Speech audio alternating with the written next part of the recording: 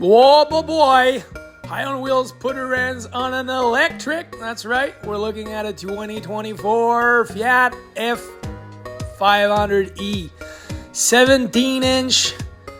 She's looking neat. This is the red edition. She's got a couple of stitching and whatnot that indicate where they're from in Italy.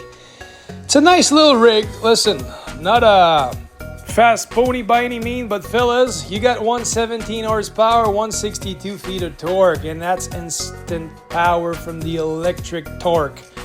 So it's not bad. It moves a little bit. Commuter in the city, A-OK. Long term to go to BC on a weekend warrior, not so much. Look at the space. 50-50 back seat. We throw the stroller. I snagged the baby seat. And I made all the way home. Long story short, the Jeep is at the garage for maintenance. The dealership Gosselin from Saint Nicolas, incredible quality, incredible service. They offered me to drive this thing home. I accepted the challenge and I couldn't help myself but to record this little beauty. It actually looks great. Like you got it's drum in the back, right? Old technology, but for what this car is actually designed to do, it's plenty. Still give you lots of space inside, right? I'm a full grow-up man, 6'2", long legs, wide shoulder, and when I'm driving it, if I put the seat down, no problem. Obviously, with the baby seat, you lose a bit of space for the passenger seat, but that's to be expected. You do have the backup camera, right? All the belt and whistle. Also have the heated seat. That's a nice little feature.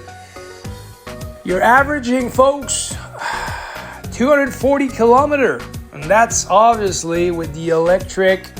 You gotta temper your expectation if it's minus 30 or if you're in the bush or whatnot, you're climbing hills or whatever. So I would say on a realistic number, early 200, that will get you there, no problem, right? Easy to charge at home. You can park that little peanut next to anywhere, no joke. It is nice and convenient. You're going to work.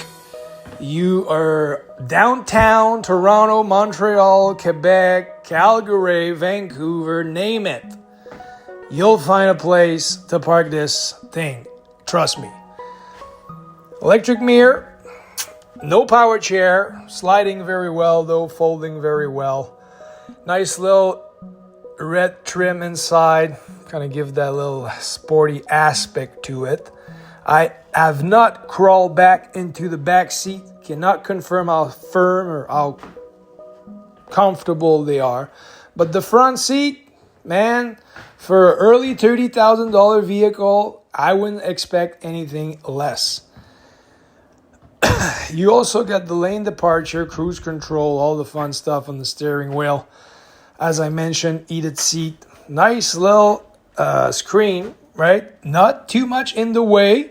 Right, she's giving you lots of visibility for blind side.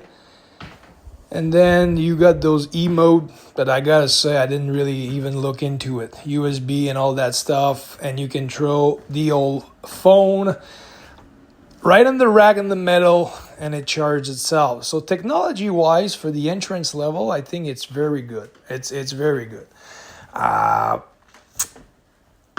You got to temper your expectation, right? You do have to realize that you're purchasing this vehicle into purpose of short travel. Point A, point B, point C, right? We're not going to pack up the grocery too heavily when we go to the store, right?